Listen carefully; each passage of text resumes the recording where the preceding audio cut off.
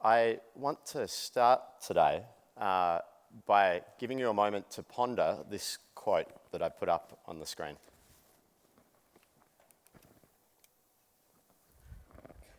What I love about this quote when I found it was, and the reason I wanted to share it with you is because it really succinctly puts together what we've been helping different tourism boards around the world to reshape their business around. The Harvard Business Review says that we need to turn our customers into our marketing department. And so for many of us in the room, we are the marketing department for our destinations. So our job becomes to get our visitors, our locals, and our industry to become our marketing department and effectively do our job for us. What I also love about this quote is that this is from 2003, before Facebook, before Twitter, very early on in the life of TripAdvisor, long before Airbnb, long before Uber, and we're now 10 years on and still having these conversations. As Paul said, my name's Rodney Payne. I'm the CEO of Destination Think, and we've made it our business to help destinations to go through this very dramatic change towards word of mouth. We've worked with hundreds of destinations around the world, including many in Canada and some friendly faces in the room here.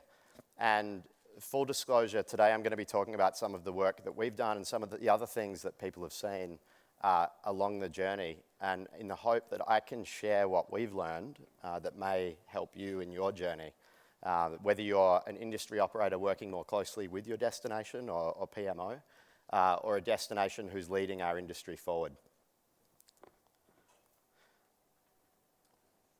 So in my presentation before the panel, I want to talk quickly about the change that's happened. I think plenty of keynote speakers have probably talked to you about that in the past, so I don't want to dwell too long there, but I want to try and paint a picture for you of all of the different innovation and experimentation that we've seen around the world, that if you bring all that together, what some of the future opportunities might look for your organizations, what they might look like, with a few examples from around the world, and then start bringing that back towards the Canadian industry and bring together a group of people and show you some examples of what the Canadian industry is doing to forge a new path forward. So looking at the change that's happened in our industry and in every other industry, as a result of technology, we're seeing that there's a ton of information and that there's a ton of competition. What that means for consumers is that they have a lot of choice at their fingertips. And what that means for us as marketers is that it's harder and harder to firstly reach consumers and harder still to actually impact their behavior through our connection with them. I want to tell you a quick story about where we had a real light bulb moment in our journey. Dallas Convention Bureau had a problem where their product hadn't evolved. Their experience was very, very bland. And they wanted to get the word out to people that things had changed because they'd invested quite a bit of money in redeveloping their downtown core and trying to increase the experience and get more people to come. And they also had a really great opportunity. And a couple of weeks before the Super Bowl, they called us and said, "I know it's last minute. Is there anything we can do here?" So we didn't have much time, but what we did was we came up with this concept of, in the two winning cities for the Super Bowl, Green Bay and Pittsburgh, this was back in 2010, we organized a mystery man competition where we had one man in each city, and they were men, not women, running around the city. And if you found that person and asked them a secret question, they would give you 2 tickets to go to the Super Bowl. So obviously people's interests sparked, and we had to use social and digital channels to get the word out about this competition and tell them what the secret phrase was. Have you been to Dallas lately? And it worked. We had thousands and thousands of people running around these 2 cities, chasing clues, trying to find the mystery man for a few days, and they eventually found them. And the message started online, but it came into press. And I remember back in Sydney, I was watching ESPN, and the story had made it all the way down there. But more importantly than anything else, we learned one thing. We learned that if you can add value to people's lives as marketers, you can touch them deeply and emotionally. If you can actually engage with your consumers rather than just pushing a message on them, if you can involve them in your products and your business and your marketing, you can have an amazing impact on their lives. Contrast this to traditional advertising. We're trying to interrupt people from what they're ordinarily doing, and there's a real growing frustration with this, and a lot of data to back it up. Paul, when he introduced me, mentioned Destination Next. Destination Next report, if you haven't read it, I'd highly encourage you to. It's one of the most valuable things I've read for our industry. There is a ton of data, and I'm not going to bore you to death with all the statistics because you all know them, you've all heard them before, and you'll probably hear someone talking about them very soon on another stage just like this one. Other than to say, this is the difference. On the right-hand side, you have traditional advertising from a destination with stock photos that were probably taken on the best possible day of the year with the best weather. They were probably photoshopped afterwards, and you've got a paid model. And on the left-hand side is my wife. She's sitting in Greece, and this is a photo that she shared in social media that then led to stories and comments and interaction. And she is doing a better job of Greece's marketing for them without them even knowing that she's doing it. And now I got my mandatory wife slide into the presentation. I'll throw more stats at you. But the only thing that I need you to take away from all these statistics is that the one thing that matters to your destination more than anything else is word of mouth from friends and family, locals, visitors, and your tourism industry. Nothing else matters as much as that. This is how that looks with some circles. Your advertising, the stories that you're promoting as an industry, where you invest in creative and pushing a message out, is very, very difficult to compete with the volume of information that's coming from the rest of the world. And we still are so heavily invested as an industry in producing our own stories and trying to compete with this volume. And the opportunity for you as an industry is to leave that behind and refocus all of your energy on affecting and impacting other people's stories. Sometimes I would even go as far as to say that having to spend money to buy people's attention in the current climate is a failure. It's a failure of either your product, you don't have experiences that are worth talking about, or you aren't getting the right people in front of those experiences who love them. You're not connecting your local experience with the right visitor. You shouldn't need to buy people's attention anymore. We're all hooked to our smartphones. We're all sharing things all the time, and travel is one of the most rich experiences on earth that affects us so deeply that people don't need to be told what to do. They're hearing inspiration from all over the place, and you need to make sure that people are talking about you. So what's the alternative to advertising? Customer engagement is the alternative to advertising. And this has the potential to be the next buzzword, so I want to try and define it. The engagement of customers with each other around your brand or directly with your brand. And importantly, as we saw with the Super Bowl, that doesn't need to just be online. That's online, offline, word of mouth. So that's the shift. Let's talk about what the future looks like. If we all buy into that shift being true, and there's a lot of evidence to support it, here's what we see happening around the world that might help you to think about your futures. And as I'm talking today, I want you to think about 5 years from now. What is your organization going to look like in 5 years? What's it going to be doing? What is our industry going to look like? What's our role going to be? When you look back on your career in 5 years' time, what legacy are you going to have left? Because the industry needs incredibly strong leadership. There is amazing disruption going on in the private sector. Look at what Airbnb is doing to the hotel industry. Look at what Uber's doing to our taxi industry. Look at what Facebook and TripAdvisor are doing to traditional broadcasting mediums. And you're the people that can lead the rest of the industry through this incredible disruption. And leadership, I don't mean leadership through control, I mean leadership by letting go. I mean leadership by letting go of control and trusting other people with your brand message. It's a very, very big jump for an industry that's highly visible, very closely tied to politics, but it's the one thing that we need to do in order to succeed. Coming back to Destination Next, Paul Tambo at the beginning of this presentation mentioned 3 transformational opportunities. There's an opportunity to evolve your business model, there's an opportunity to evolve the way you think about brand, and there's an opportunity to rethink how you engage with customers. We see them very closely interrelated. And let me tell you what I mean by that. The destination brand, if you were listening to Richard Florida yesterday, the destination brand is the sum of all of the stories that people hear about your destination and all of the experiences that they have in your destination, because those experiences then lead to stories. And so what we need to do to control or to affect word of mouth is we need to affect people's experiences so that we can impact their stories about our destination. So on the screen now, I've got a diagram that we use to understand a model of the environment in which we're all operating at the moment. Very quickly, stories are at the center of everything we do as marketers. Those stories are told about experiences at the top by storytellers. And they're told in different channels, whether it's online, offline, and social media, to different audiences. And as a destination, there are 2 opportunities for us as marketers.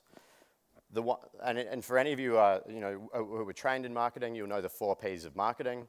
There's 2 Ps that really, really matter to us: promotion and product. And we've been heavily focused on promotion, and now the spotlight needs to shift more towards product. But these are the 2 sides. We can develop and help to make better experiences, or we can communicate with customers through customer engagement. That's quite high level, so I want to dig into some specific opportunities that we've been seeing, and we've seen success with different destinations, and we've seen people trying, experimenting, innovating all over the world. And I want to try today to put it together for you in one nice little diagram. It all begins with a deep understanding and empathy for your customer. You need to understand your destination, what you offer that's unique, what makes you remarkable, and what differentiates you from your competitors. And you have to really, really put a mirror to your destination and not pretend what you would like to be, but what do we really, really offer that's different. And then you need to understand your customer and what do they really want, and get a really deep understanding of their needs and their challenges. And you can do this diagrammatically. This is the map of one traveler's experience in going from Amsterdam to a ski resort in France. And you can see that he began at his computer and then started getting disappointed about the weather. And you can actually see his emotion being graphed over time. You can see about halfway down he got to the destination and the bed was about a foot too short for him because he was Dutch. And so that was a little bit of a disappointing experience. And then you can see on the ski lift on the first day, he was really excited because they had a foot full of powder. And so on and so on. The second night, maybe he wasn't as disappointed by the bed because he expected it, and maybe he had a few beers after skiing and it didn't matter as much. But these emotional parts of a trip are what result in stories. It's the high points and the low points that cause us to tell people things about our trip. And we want to try and minimize the low points, make the middle bits a bit more remarkable so that people talk, and really capitalize on the opportunities of what we're doing really well as an industry. Once you've done that, you're in a position to help your industry to develop more remarkable and more unique and more creative experiences. That, obviously, is where a lot of you will be thinking, but we don't own the product. But that doesn't mean you can't influence the product. There's destinations around the world who are successfully working with their industry to engage them in product development through principles borrowed from design thinking, and we've seen a ton of success with this. Because it's that type of leadership that I was talking about where you flip control over and rally your industry behind the importance of delivering a really remarkable experience in the current environment. Next, we need to think about how to help our industry to be better communicators themselves. As a destination, we've filled a gap in the marketplace using our funds to buy people's attention, which has been really successful over the last couple of decades. But now, if you look at the aggregate of all of the networks of your tourism industry and your locals and your past travelers, the size of that audience is enormous.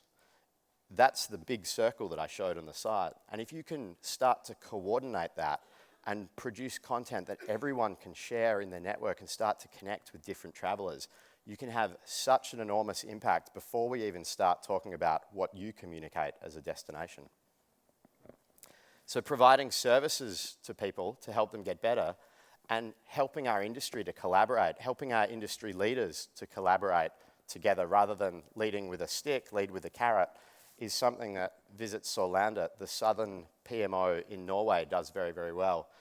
They've reshaped their entire destination around repeat visitation under the hypothesis that if people are coming back year on year, they're probably going to be talking favourably about our destination as well. And they brought together their leading industry operators to share data, to share knowledge, and to help each other to deliver a better experience, and the program's working phenomenally well.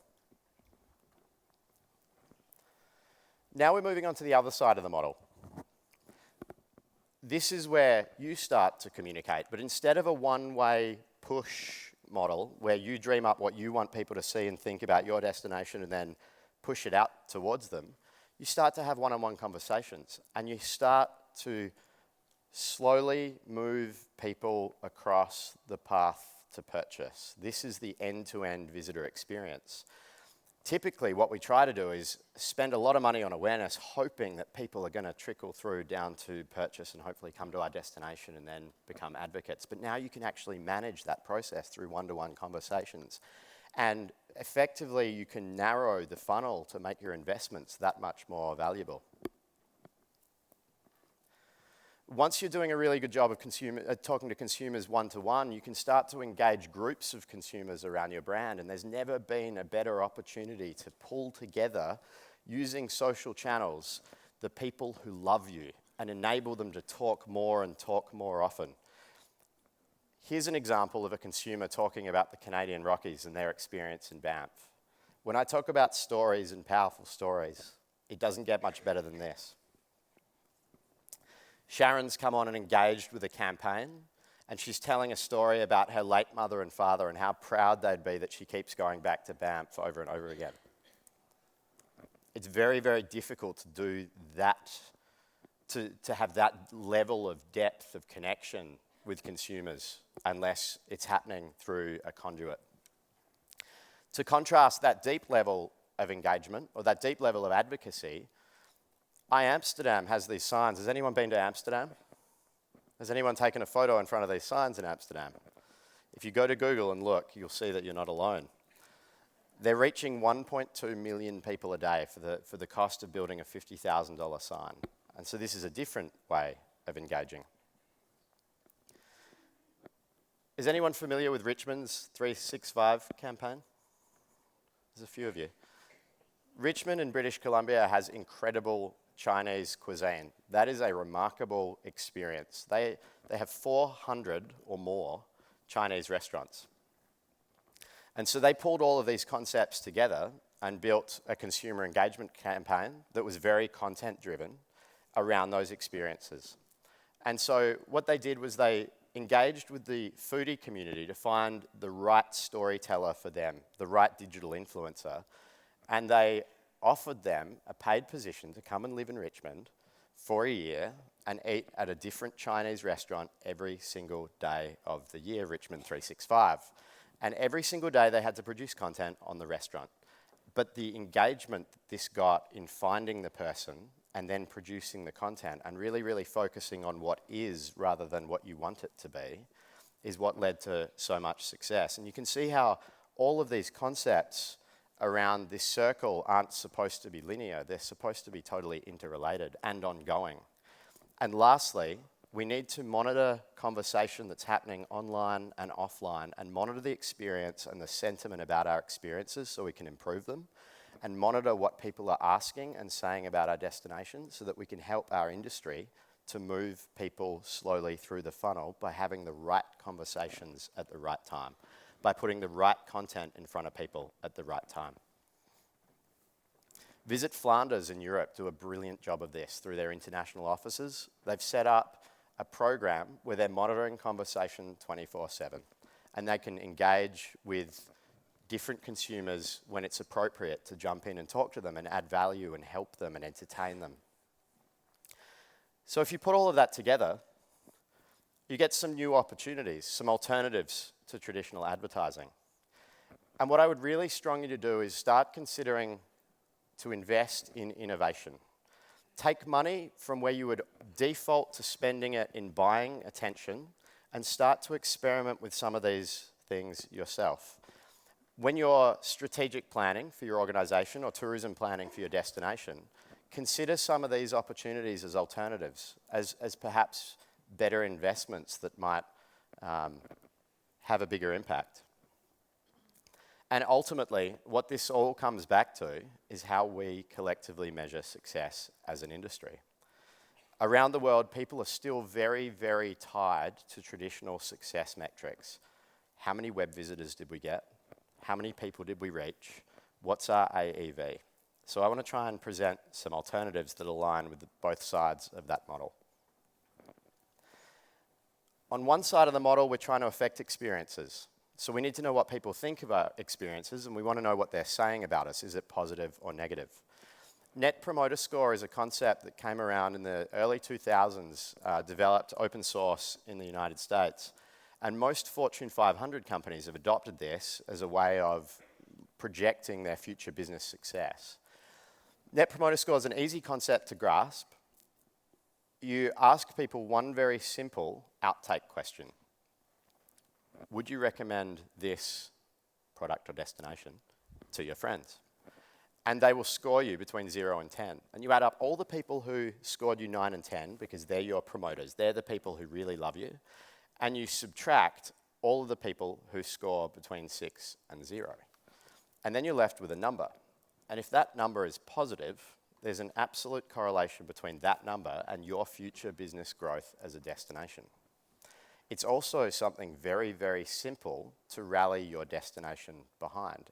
And that's why we like Net Promoter Score as a way to measure your success on one side of the model. On the other side of the model, we have the age-old question, what's the value of my social media? What's the ROI on my social media? And we got sick of hearing this question because nobody asks it of other advertising measurements, but we thought we'd try and answer it. So we brought together a group of diverse industry leaders around the world, Destination British Columbia, Queensland, Illinois, Norway, England, and Flanders. And we set out as a group to try and see if we could create a framework to give to the industry to try to answer this question, that we can all start to see how is our marketing having an impact. And we started with a really fundamental premise, and some of you may disagree with me, and that's okay, but our role as an industry, our budget, is there to fill a market gap. If we didn't exist as a destination marketing organisation, our industry would be fragmented and no one would be creating future potential demand for our industry. No one would be thinking about what is our destination going to look like in 5 years. No one would be holding that vision and no one would be coordinating marketing efforts. So our role as a destination is to create future demand for people to tap into, for our industry to close. So there's so many things out of our control as a destination that we need to accept that there's so many variables that we are all about creating future demand. Based on that, what we've done is at a high level, we can take any destination's average value of a traveller, because most of us have research that will say how much a traveller is worth, or we can create a hypothesis. And then we calculate the influence of the individual channel in which you've engaged with them and how much that actually affects their travel behaviour. And then we can look at how well you're doing on that channel and how many people you're engaging with, and you're left with a number. And we thought, well, let's start testing this on everyone's data. So to calculate the impact of a channel, we did a lot of research, and what we kept coming back to was Focusrite's annual study that looks at traveller impact. And when we looked at how to qualify engagement, we came up with a term we call maximum qualifier, which is throwing out all of the metrics that make you look good, throw out the reach and every other broad metric in your online engagement, and just look at what really, really matters, what shows whether you're really successful. And so I've listed it here, and I'll share this afterwards. But you can see for each of the channels, there's a different metric that really shows whether people are actually engaged with you, that there are more high investment than some of the alternatives.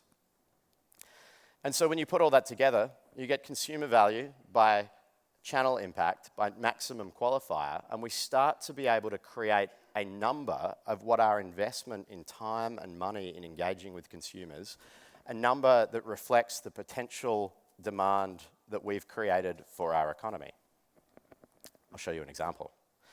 Let's say on Facebook, Twitter, Pinterest, and Instagram and YouTube, we engage with consumers. These are the channels that a lot of destinations are using around the world. So if you look at a destination with a consumer of an average value around $2,000, and you look at the channels having the impact that I've listed here, and the number of engagements, according to the maximum qualifier, 10,000 on Facebook, 2,000 engagements on Twitter, and so on, you can start to calculate a value for the activity that you've produced on each channel. And you can add that up, and you can start to see what return on investment you've got. So hopefully there you have it. We've solved the age-old question, what is the value of social media?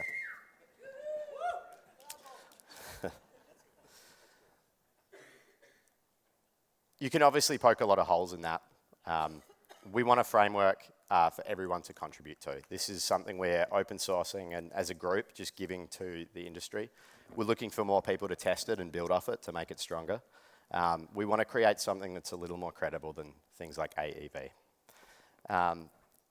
So if you believe what I'm saying and you think about the data that I showed you at the beginning, the statistics that show the shift and the trend, these are statistics that justify what I'm saying, justifying a focus on consumer. And there's absolute support from the business community that if you focus on your customer first and maybe put your own desires or your industry desires second, you will have a meaningful, tangible impact on your destination and on your economy.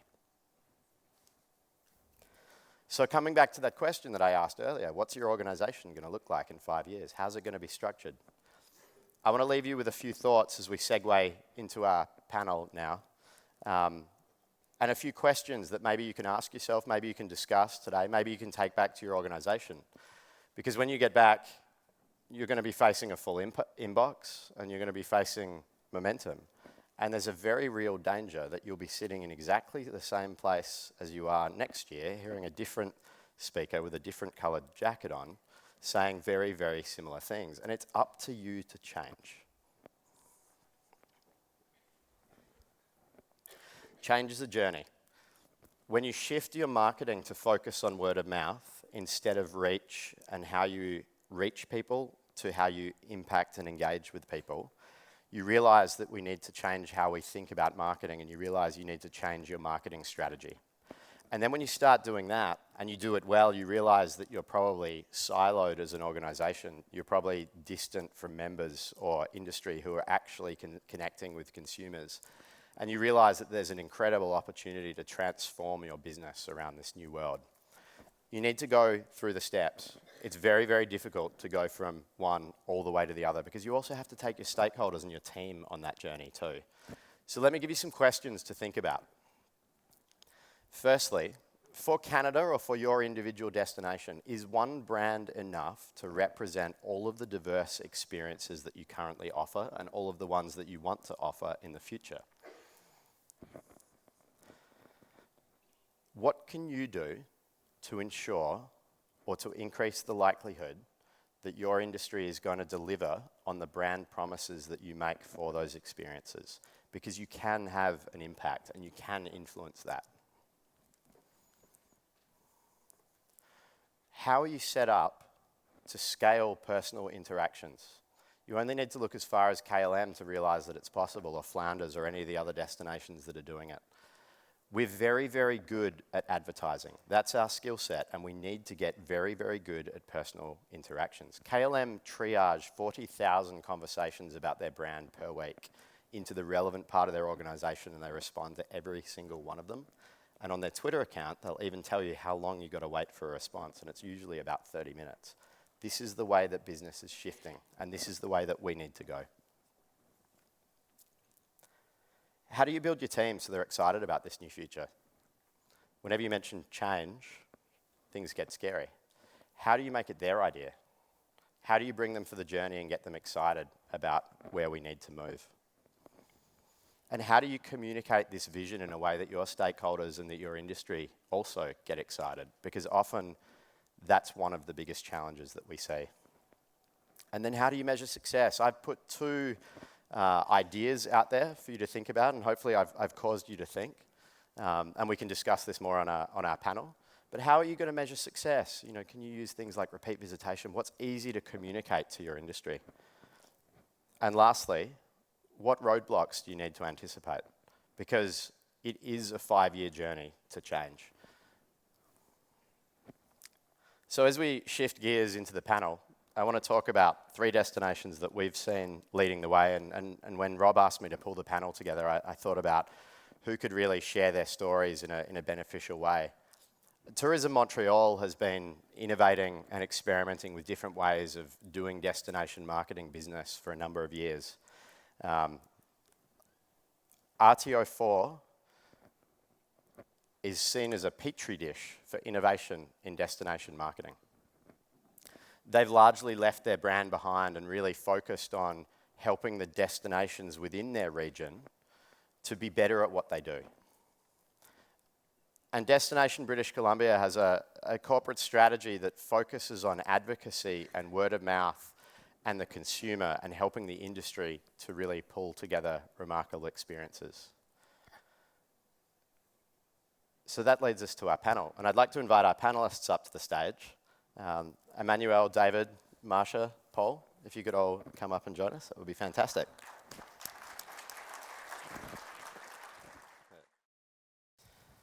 Good morning, everyone, and thanks for joining us. I very much appreciate you coming to share your experiences with perhaps some of the things I've talked about of different things. Why don't we start by going across the stage, and I'll let you each introduce yourselves so I don't bumble your brilliant bios. Paul? Well, I'm Paul Clark, and like yourself, I have a very slight accent. 25 years in destination development and strategy, about 18 years in the consulting side of things. I co-lead the tourism practice with my colleague Michael Crockett and also Paul Tambo. But I've also had a number of stints in industry as well. I worked in DMOs at Tourism Whistler, and I also worked as director of 2010 for the games on behalf of Destination BC, and I've been in the tour operator game as well as the customer experience side at Vancouver International Airport. So a wide range of experiences. I'll leave it at that.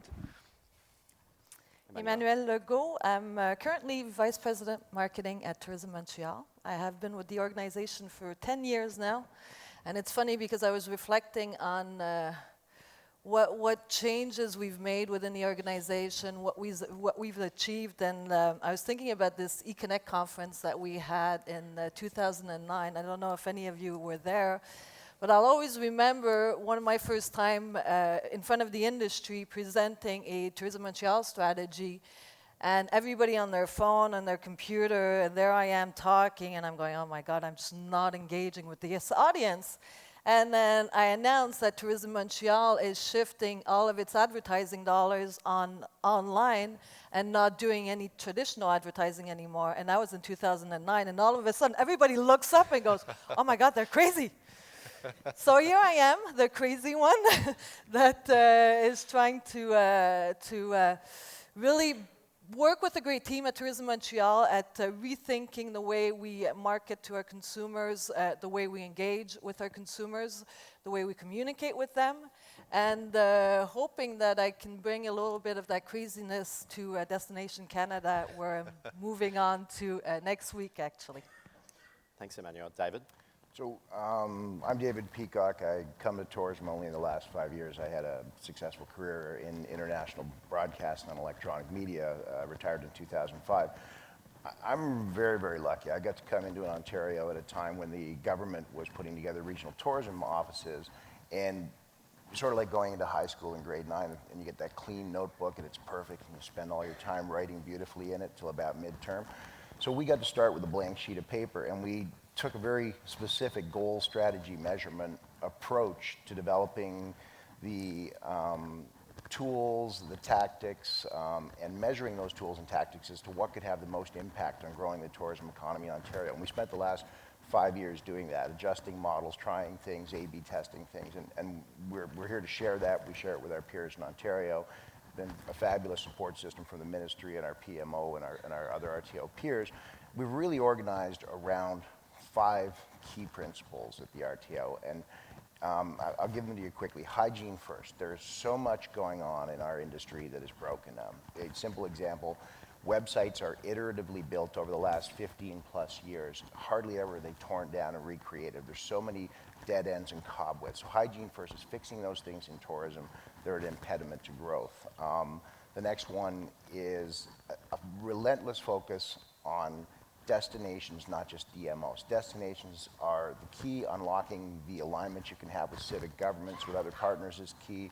The third principle is a shift in brand, and you heard it from Rodney. Brand is the sum total of shared stories and experiences in a destination. That's our focus.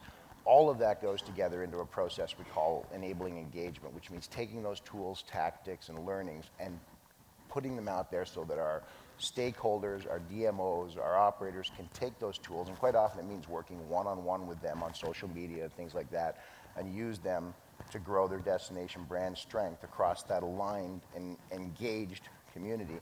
And the last premise, and you've heard it many times this week, is a relentless focus on visitor experience. Everything we do comes back to, that's great, we've got a production model of business that we have lived in North America since the 1940s, but how does this look from the visitor perspective? How do we, and that's the final acid test in most of the things we do. What's the visitor experience here? So that's RTO4. Terrific. Thanks, David. And Marsha? Great. Good morning. Marsha Walden. I'm President and CEO at Destination BC. I have been there for 2 years as of last week. No longer a newbie, although amongst this panel perhaps a little.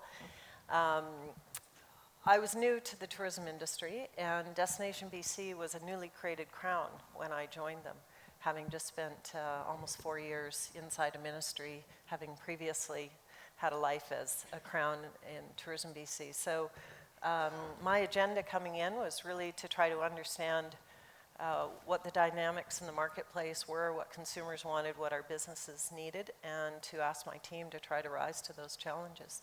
And I think they've done a pretty damn good job in the last 2 years. Terrific. Well, welcome, and thank you all for being here to share your stories. Emmanuel, since you were the brave one, why don't I pick on you first? Why did you see a need to change all those years ago? What was the catalyst, or what was the thing that started making you think we should do things differently? The consumer.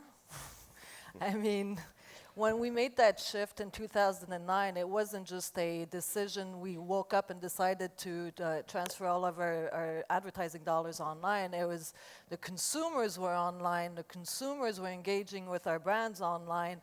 They were the first ones to really appropriate social media and start using it while they were traveling. So for us, it wasn't. It's not necessarily being innovative as much as it's being opportunistic, because our consumers are there. That's what they're our best brand ambassadors, and that's what they're doing for us. They're becoming marketers. So for us at Tourism Montreal, it was really this great opportunity to really focus on the consumer and to utilize the consumer to become an ambassador for our brand. Terrific. Paul, do you have anything to add to that? Yeah, just to build on that, I mean, the reason for change is the business development model and the market environment has fundamentally shifted. And to build on the consumer engagement piece, there's another couple of aspects to that as well, is that the competition is fierce, and the ownership of brand and the competition around brand is becoming fiercer and faster. Market positioning is accelerating against our Canadian industry. And the other thing as well is that there's a need to sort of transform. In transforming to the consumer journey, there's a need to transform partnerships and alignment and look at sort of unconventional ways to actually reach markets. And that goes through, it's like a high-tech, high-touch delivery system where there's a need to engage on a common platform that's not all about technology, but it's all about those integrated pieces in terms of the air access, the aviation experience, the airport experience, the handoff through into the destination journey.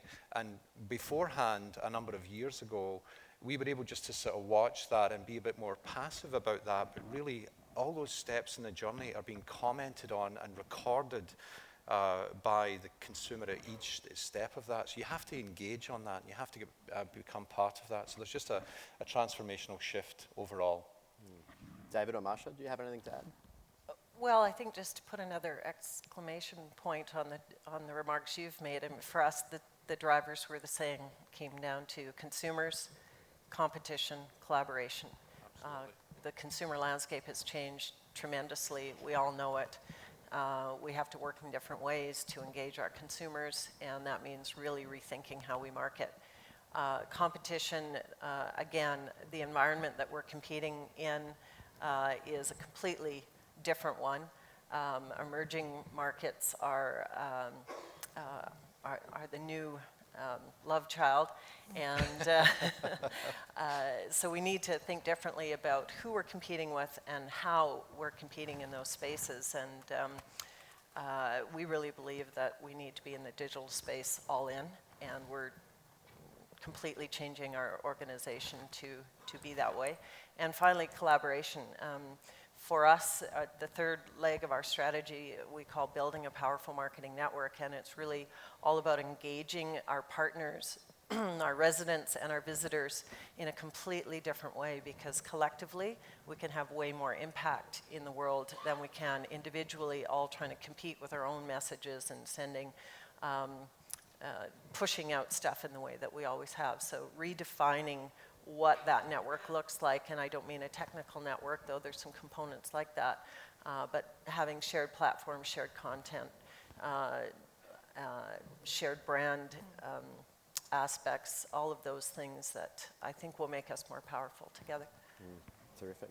We've got a really nice cross-section of people on our panel today. We've got Can I speak to that? I would like to speak to that for a second. So we're really lucky. We got dropped into an experiment that said, look, the need for change is apparent. The Discovering Ontario report, the Cerbero report as it's called, actually identified that Ontario, since post-war decades, has become less and less competitive. So we started in an environment that said, there's a problem, how do we fix it? And we experimented in many, many different ways on the how to fix that. And you can imagine there was a lot of branding work done at the RTO level with various RTOs. There was a lot of traditional media. And really, in experimentation, what we found is none of those tools were effective or effective at the dollar input level that we had to grow the tourism economy. And we looked at it and said, wow, this is really interesting. From a product life cycle perspective, Ontario is a mature product. And really, the dominant position it had in tourism inbound since the war was largely due to immigration patterns and the fact that we had a captive VFR market. The world has moved on. So we looked at that and said, well, if that's the case, and we're all trained business marketers here, in a product life cycle case, you'd use a certain set of tools to amplify and grow something that was in its apogee stage in a product lifestyle cycle. What happens, though, as we're experimenting along the way, along comes digital disruption. And I think it's really important that we make this point. We talked about it previously on our call. The digital disruption experienced by tourism is second only to that of television and music. Now, we can all go to the music example and say, wow, go to the Columbia House model. There's a company that was the largest distributor of CD printed media in the world that went out of business within 6 months of Napster. So you look at that kind of disruption and say, well, how does that apply? Well, I would say it applies in tourism this way. There's nobody in this room right now who buys tourism the same way today that they did 10 years ago, maybe even 5 years ago. So that's where we saw the competitive advantage. We said, wait a minute, digital disruption is pervasive.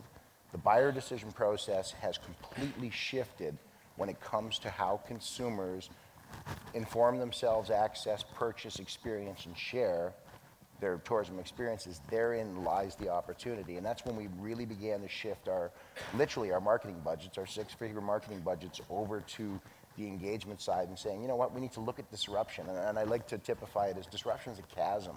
It's a chasm 50 miles deep. It's only 6 inches wide, so at 50 years old, I stand on this side of the chasm looking at my 25 and 30-year-old peers, and we look like we're talking the same language. That's a massive disruption. We sit there and we talk about, using stories to convey destination uniqueness, and then instead of showing stories, we show stories about stories. We need to recognize the people on the other side of that chasm, the younger cohort. They don't have a propensity to look at a thing that loads on their phone. First of all, if it doesn't load in 3 to 5 seconds, they're not going to watch it. So that their idea of story does not involve the narrative that we have on this side of the chasm, which is beginning, middle, end. They assume it's got a beginning and an end, but they want right to the story. So that changed our thinking dramatically. Terrific. We have a very diverse cross-section of organisations represented. Paul, you're a consultant. Emmanuel, you've been with the DMO for many years and heading to our National Tourism Board. David at the regional level and Marsha at a PMO. I presented 6 opportunities that we've seen people succeeding in and around the world, and hopefully in a way that they might interrelate. They likely will be different for each of you, or at least prioritised differently. Where do you see the best opportunities? Paul, maybe we can start with you.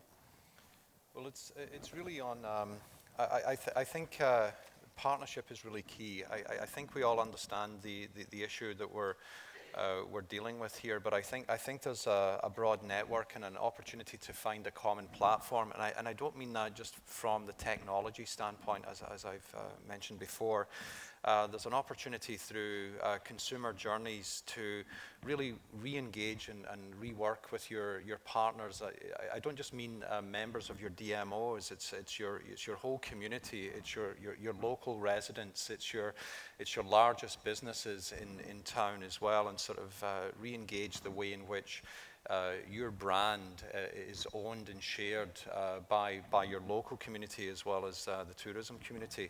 So I think there's an opportunity to sort of really build deep relationships within your own destination that offers consistent customer service and customer experience right through that journey from awareness building in their marketplace right through to feet on the floor from that plane, landing at the airport, right through to the experience and the shared story. I think that we all understand the technology provision behind that, but I think where the gap is and where the opportunity is catching up on the relationship side, so that around committee rooms and around tables where we could share ideas, that the high touch part of the equation is mentioned, as well as the high tech part of the equation.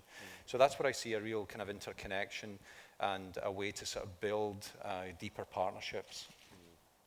Emmanuel, with one foot in Montreal and one foot in Vancouver, where do you see the best opportunities for our DMOs and perhaps us as an industry? For a DMO, and again, I'm going to go back to opportunism. You're so involved with your team members, your partners, your tourists, your locals, that for me, I'll always remember the shift that we did towards social media. We launched an RFP in 2011, I think. And the whole idea was to look at our social media platforms and see where we should be, what we should be focusing on, and where we should put our efforts. And Think actually won the RFP because they actually said, well, hey, you guys did the shift to digital in 2009. Now it's time to do the shift to social media. And it wasn't looking at each of the platforms. It was looking at the individuals that would make the difference. So we actually, and I like what you mentioned a little bit earlier, we went from being 5 marketers within the organization to being 1 million, 2 million marketers. And we started within our organization saying, well, we're 65 people that are very much involved with Montreal, want to contribute in building the digital imprint. So let's take those 65 people back to school for a whole day, teach them about social media, teach them about blogs, show them what the difference is between Twitter, Flickr, Facebook, and so on, and really help them become marketers also. And after that, we increased it to what, 800 marketers, because we started working with our members to get them involved in social media. What's the better platform for them? How can they engage with their consumer? How can they be more present? And then after that, how do you work with your local community to also be part of building that digital imprint? And tourists, hashtag Montreal Moments. That was for us. It's a stupid hashtag, but it works. I mean, we're talking about 250,000 photos with the hashtag Montreal Moments now that are gorgeous photos, much better than what we can do with photographers, because they come from the heart, they come from the experience. So for us, I mean, definitely focus on these people that love your brand and that are your best ambassadors. That's a great perspective from a DMO. David, at the regional level, you work with DMOs. I know you're doing some work to help them to really define their experience. Do you want to talk about where you see some of the opportunities? Well, look around the room and look at the most successful destinations that we have in the country. And I got a couple of them on each side of me here, very lucky. The best destinations have engagement across a broad spectrum of stakeholders. You'll see that they're engaged with their BIAs, their mayors, their chambers, et cetera. So I think it starts there. First of all, the lifting we need to do in Canada can't simply be a top-down stimulus model. It has to be a bottom-up product model, and the organizations that are best positioned to do that are destination marketing organizations. But, and in some sense, this was talked about yesterday, we had a decade of darkness, a decade, call it the, what's that word, in the dark ages of tourism development. Well, that was a decade of not just a loss of marketing traction, but a loss of infrastructure development, a loss of railway development, a loss of transportation. And what inevitably has happened in most of the lower tier DMOs in the country is here's the civic infrastructure of a given city, and here's the DMO that's presupposed to be an advertising function. And what's the future hold? Necessarily is the DMOs become destination management organizations. They take an active role in not just curating and sharing stories, but in shaping experiences, et cetera. So the first step is to bring those constituent groups back to the table. And sometimes it's really hard to. If you're a DMO that in some sense has been operating here for 10 years, it takes a real shift culturally in your local arena to bring yourself up to the mayor's table, the BIA's table, and start to say, look, unless we have alignment, and as we always say, we say to these other entities, we don't expect your budget, but we expect where your budgets line up with the DMO's initiatives and ideas, that we can start to contribute on that. And we're starting to see that in some of the test cases we're doing with Destination Next, which is we've unlocked the power of the chamber to come and sit down with the festival group in one of our cities, and they're saying, we want to run a music symposium. That wasn't on the table a year ago even. We've got the mayor's office saying, well, sports is a priority, and if people come to us with sport infrastructure requests, we're going to look at it now in the context of whether or not we can engage and grow tourism business related to that. So I think it's really about elevating DMOs, recognizing that in a new model, their role, if you take away, it's kind of cool, if you take away that advertising function, I didn't say the marketing function, if you take away the advertising function, stop that being the critical focus, it frees up resources for them to do much more impactful work in their respective destinations. And Marsha, what can you do at the PMO level to help your industry to deliver and to help bring them up? Where are the opportunities for you? Well, for us, we're very fortunate in that we have some very willing partners on the provincial government side as well. And one of the gaps that we identified when I first joined the organization is that while we see our primary operational role as focused on marketing, we do have a role to play in enabling destination development.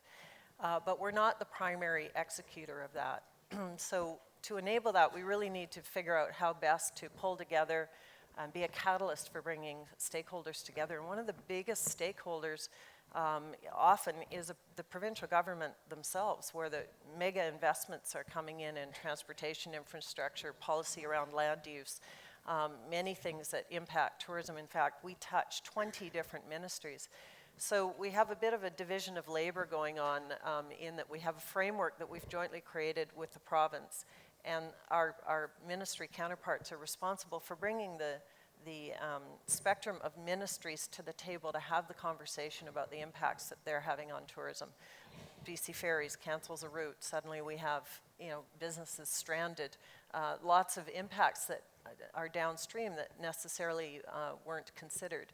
In the middle, we've empowered our regional partners, and we have 5 in the province, to really be the catalyst for industry, to bring together all of those partners that you talked about at the various levels of government, whether it's First Nations, municipal, sometimes even federal and provincial, to have those conversations about what are the assets that we have in this community, what are we missing that is making this less than a remarkable experience.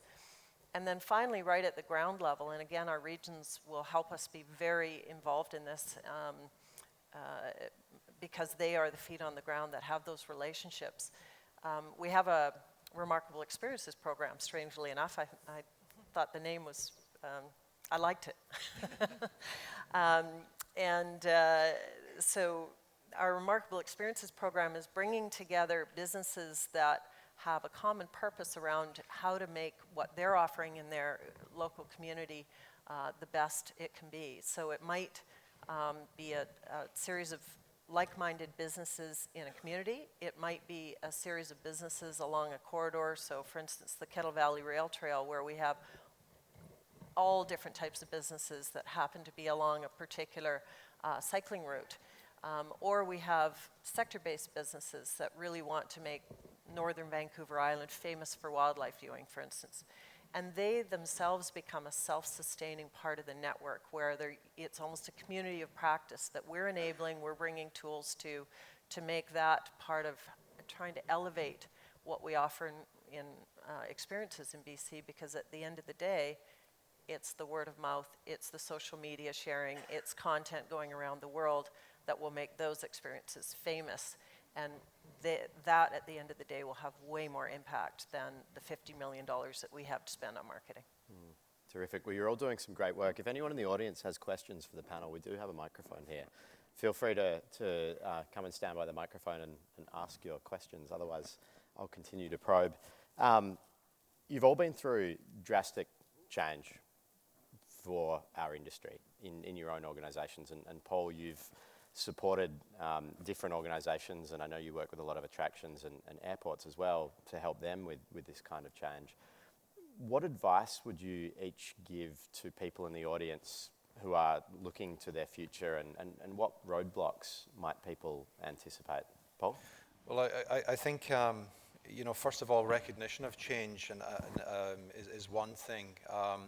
It's not that it's someone else's issue or someone else's problem or someone else's solution to solve. It's here now, and so there's a lot of very progressive people around this room and up here on stage, and I know we all get it, but when you go through the depths of your organization and also your partnership groups, you do see a lot of pockets of resistance to change, and that's understandable, because there's been very successful traditional marketing and advertising and sales models that have been tremendously successful, and it's hard to sort of let go and take that leap of faith that you talked about, Rodney. But I think that where we are on the messaging right now is sometimes we're spending more time thinking about what we're changing from as opposed to what we're going to change into. And so just moving the conversation and the journey along to an identifiable future where there's complete buy-in, because I don't think people, once they've got past the hurdle of resistance to change and what their destination development needs to be, I think it's a matter of, okay, so where do we go and what is the vision? So I'm sure around the table there's a lot of people who are going through their strategic planning processes, looking at their business plans overall. One of the things is to actually have that common belief and vision and identifiable future so that everyone can get on board and buy into that, because I think that makes the journey and a leap of faith a little easier. Where are we going to? So I think the advice would just be to sort of shape the future that you want and get buy-in and communicate with your stakeholders and your resident base and make them part of the picture too. So that would be the framework I think I would follow. Emmanuel, if you could go back and give your younger self advice 5 or 6 years ago, what would you say? She's still very young now. Yeah. Not as young as 10 years ago. You know what? I wouldn't do anything differently. There are lots of things I would change, I would optimize, but if there's one thing that I've found in the last 20 years is that people may be a little reluctant to change, but in the end, they love change. So if you make them part of the solution, and just by, like the example I gave earlier about that social media shift, bringing the employees back to school, sending a really strong signal that this is where we're going, this is what we're trying to achieve, and then just keep focusing on that signal. I wouldn't change anything that we've done in the past. I think that we, as marketers, have got to let go a little bit. I think that we have to give a bit more of a voice to the people we work with, to our locals, to our ambassadors.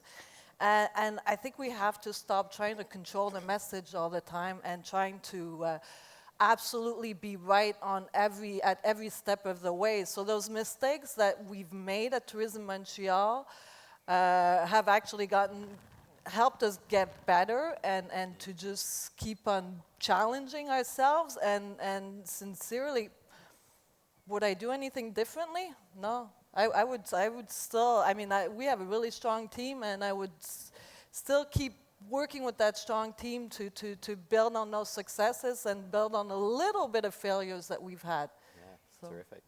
Marsha, you've had a busy 2 years in Australia. Oh, sorry, Amanda.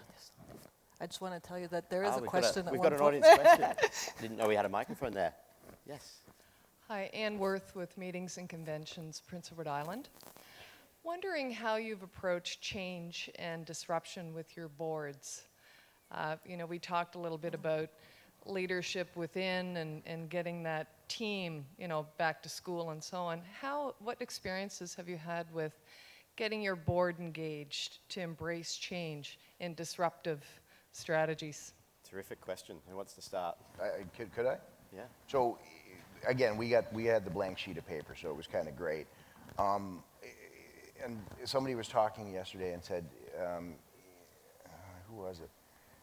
In the absence of good information, the government will default to not doing something, and that makes perfect sense. Boards are the same way. So we started with the premise that everything we did had to be an initiative that was measurable, but there had to be a B test to it. So everything's an A/B test, and the board very quickly got used to the idea that if we were testing conventional media but trying a digital thing against it and comparing the two, they could make a decision. So now the board, we have a very active strategy board that constantly sits in on those A/B tests and really assesses the outcomes and said, wow, that seems to be working better than this. So when you're working with boards, if you give them one objective and it fails, it's pretty hard to celebrate your failure when the only thing you're doing didn't work. It's not hard in modern business, and we do this in private business, we do it in industry, we do it in media all the time, we A/B testing. So if you're going to do a program in a contiguous U.S. state 500 miles away, do a social program around that, measure the two, and let people make decisions. Let them see the kind of growth that you're getting. But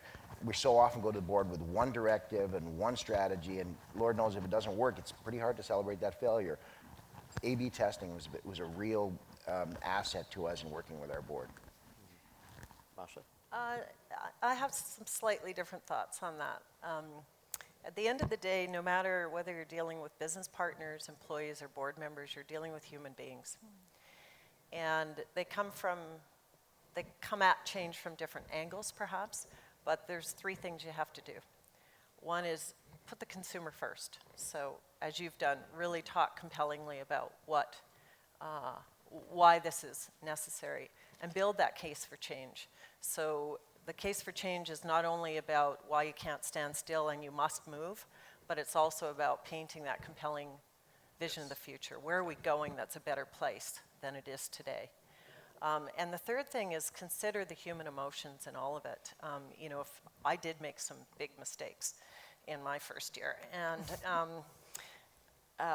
and not with my employees, because I was very, very focused on how they would be reacting to change. I fundamentally, with my executive team, changed the roles of a third of our workforce. they could have, we have a union environment, they could have completely rebelled. As it turns out, our engagement is up. And that was because we as a team were really considerate about how to make that change happen within. Where we were less astute was in thinking that the way to approach change was more at a rational level with some of our external stakeholders, the business partners we had that would, because we were in a business relationship, we thought that it would be more of a rational discussion. It wasn't. It was a very emotional discussion. We were asking people to fundamentally change what they were going to be doing as helping to enable us, and that was scary for them, and we failed to fully appreciate that. On the board front, I'm really fortunate, and I have a board member in the front row. But when I was hired, they were intentionally looking for someone that had a marketing and transformation background. So convincing them that change was necessary they were there before I got there. So they were very, very open-minded to anything that we as an executive team brought forward and have been very supportive through the whole process. So that was the easy one. For us, just to build on that, I agree with our board members are people also. They're our partners. And I think that why they've embraced all the changes we've made over the last years is because we've treated them like partners, like people, and like they were part of the solution also. So just by every time we had an opportunity to show them where we were at, what we had learned, what the successes, what the failures were, that was definitely the right way to do it. But again, I agree with you that they're people, it's about emotions, and it's about having a conversation with them, engaging with them again. Some terrific advice. I know we got a little bit of a late start on this session, so maybe we can give people a few minutes to get coffee. But before we go, if there's no more audience questions, I want to pose to you each the same question that I posed to everyone else. Marsha, in 5 years, when you look back on what you've achieved at Tourism BC, at Destination BC, where do you hope you will leave the organisation? David, the same to you, and Emmanuel, I guess we can look forward to your new role and your new organisation. When you look back on the Canadian tourism industry in 5 years and the legacy that we all leave, where do you want us to be? Marsha? I want us to be the most highly recommended destination on the planet. Brilliant. David? A little bit longer answer. Sorry. Apparently, I like the catchphrase thing. It was good. Apparently, I'm famous for that. Sorry. It's really interesting coming here for 4 years to this conference. I would say one thing: we need to pay attention to what happens at these think tanks. This is our tourism think tank, and I am tremendously impressed with what comes out of here. For 3 years, Lyle Hall has been beating me over the head with the idea that we need to unsilo marketing. And you know what? I walked up to him on Monday and said, or Tuesday, it said, it's happening. You can see everyone standing on the rim of the canyon. You're no longer talking about trying to change people's minds to unsilo marketing. It's happening. We're here today talking about enabling your avids to tell your digital story for you. You know, the good news is if the pattern plays out, in 3 years, we will have all engaged our avids to tell our digital stories for us.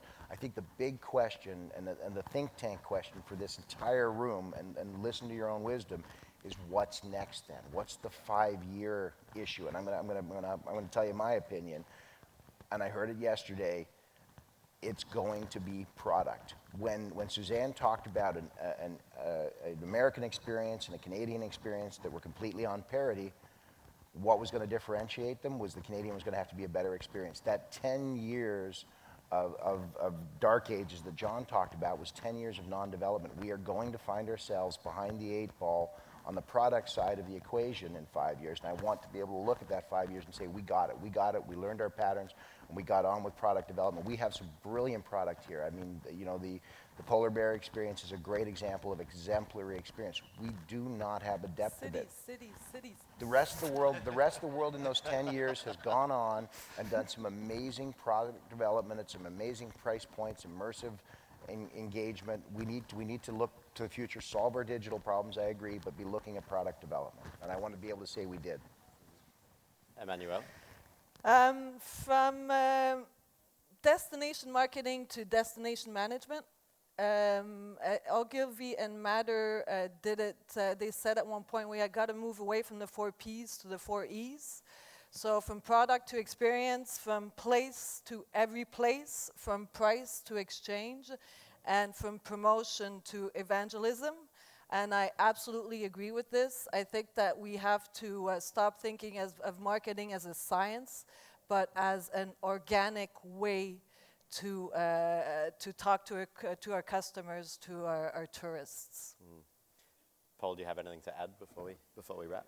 Yeah, I mean, there's obviously excellent advice and experiences here. I think just to build on that, it's just I think right now we are at the cusp of truly engaging with the customer, and I think if we look to 5 years in the future, if we've recognized now that true consumer engagement and shared experiences and that network of looking at our destination from a terrific place to live and work and play and have that as part of our tourism offer, I think we're a sort of new relationship within destinations as well as with the customer. So I think we can build upon that, and I think in 5 years, I'm sure the landscape will have completely changed, and we may all be here maybe a little grayer and a little plumper, and thinking about, wow, those were some really cute notions we had 5 years ago. Yeah. And weren't we quite pedestrian?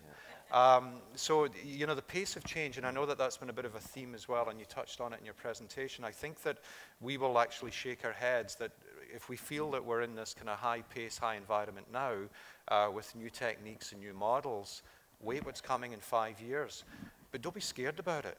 I actually think that this is an exciting thing. I mean, listening to Richard Florida yesterday, you realize that our parents and grandparents and the lines before us didn't have an opportunity to change the way they work, the way they play, the way they live, really truly shape your career.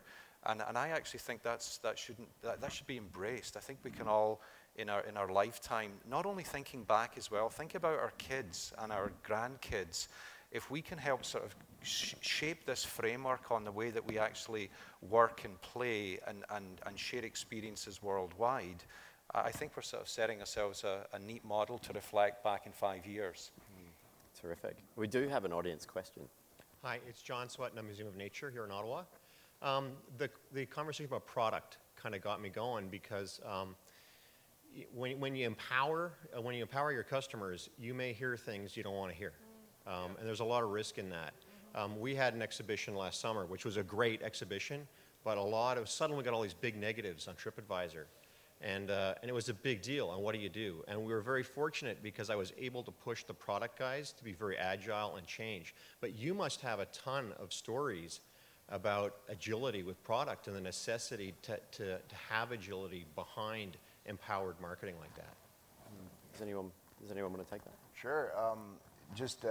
That's a really important question. And as we develop modules at the RTO for operators, one of the groups we work with is a butterfly conservatory, and we did a digital development engagement with them as a best practices model that we then published on our website. So I would go to rto4.ca and look at the teaching modules and find the one on the butterfly conservatory, because a really interesting analogous situation.